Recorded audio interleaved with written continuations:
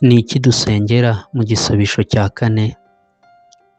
Mu gisabisho cya kane ari cyo uduhe none ibyo kurya byacu by'uyu munsi, turasenga kugira ngo kubw'impano y'ubuntu bw'Imana duhabwe ibidukwiriye byiza byo muri ubu buzima, kandi twishimira umugisha wayo ku bw'ibyo. Ibyanditswe byaba byo gusoma kuri iki kibazo ni muri Matayo igice cya 6 umurongo wa 11, handitswe ngo uduhe none ibyo kurya byacu by'uyu munsi.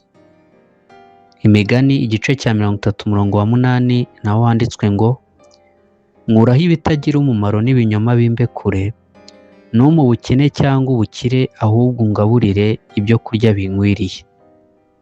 Itangiriro igice cya 28 umurongo wa 20 handitswe ngo Yakobo ahiga umuhigo ati, Imana nibana nanjye ikandindira muri uru rugendo ngenda, ikajya impa ibyo kurya n'ibyo kwambara.